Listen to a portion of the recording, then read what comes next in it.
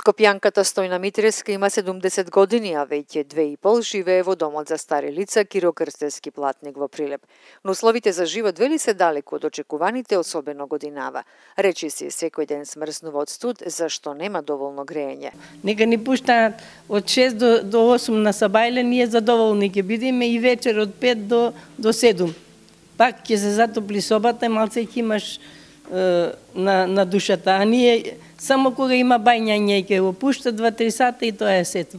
Незадоволни од сместувањето и условите во домот се и други штитеници. Салата нема.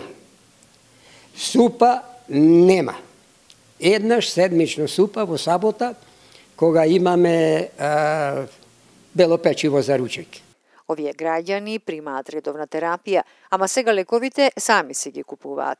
Јас секој месец плаќам апчина по 1500 dinara. А редовно без доцнење тие секој месец за својот престој плаќаат на сметката на домот минимум по 9400 денари. Од јас месечно дали имам, дали немам, ја мора да соберам.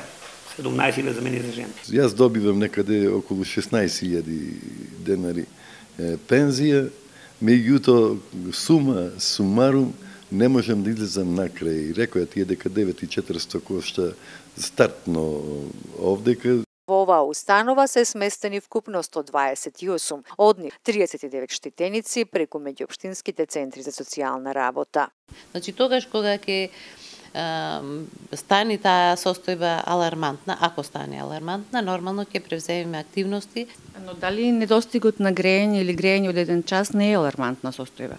Значи сепак треба да имаме во предвид дека ние треба да имаме и друг капацитет на располагање. Во домот набрзо поснимените разговори со штитениците е обезбедено греење, но другите проблеми остануваат. Реакциите пак на блиските од семејствата на штитениците не стивнуваат. Тие се болни луѓе, му треба посебна нега, му треба посебна хигиена, му требаат лекарства. Значи, ја не знам кај одат тие пари. Толку се вложуваше, значи, секоја фамилија дава пари. И парите од луѓето сместени во оваа општинска јавна институција. И парите од граѓаните кои што по разни основи се уплаќаат во општинскиот и буџетот на министерството. Се прелеваат, трансферираат на сметката на домот за стари лица во Прилеп. Прашањето е каде одат овие народни пари? Одговор побаравме од екс-директорот Дарко Рибаровски, кој замина од фирмата со блокирана сметка и се врати на старото работно место во општина Прилеп.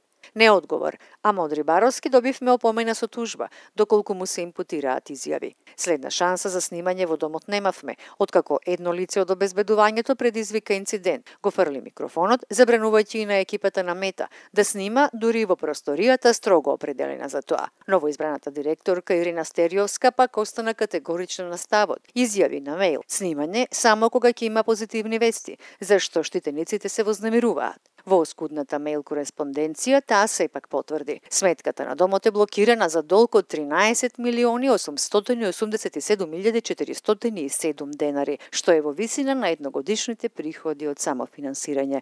Стериовска одлучи на јавноста да и презентира и селективна слика за приходите и расходите, само од сметката на самофинансирачките активности, а не и блок дотациите. Сепак од Министерството за труд и социјална политика ги добивме податоците за парите од блок дотациите за истиот период, што треба да бидат наменети за плати на 20 вработени преку ова министерство, трошоци за греење, храна, лекови на штитениците. Податоци за финансиската слика на домот не добивме ниту од општина Прилеп, иако оваа јавна општинска установа доби пари од граѓаните прелеани од општинскиот буџет. Делумно вистината за тоа каде се трошат парите може да се добие сепак од службениот гласник, објавен на веб страницата на општина Прилеп. Сликата на приходите од 2014-та, објавена во службен гласник број 3 од март годинава, покажува дека вкупните приходи на домот биле околу 26,4 милиони денари. Од сметката на блок дотаци се исплаќале плати за 20 вработени и други трошоци во домот, а од парите од станарите, од народната кујна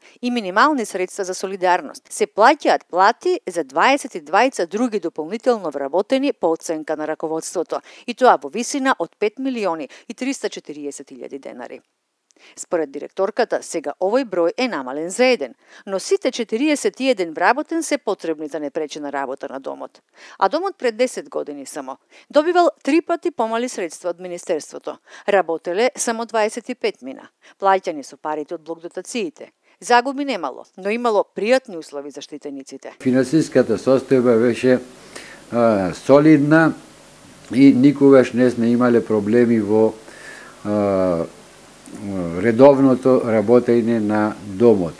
Токму поради ова, опозицијата на четврта пресконференција неодамна побара ревизија на финансиското работење нова општинска јавна установа.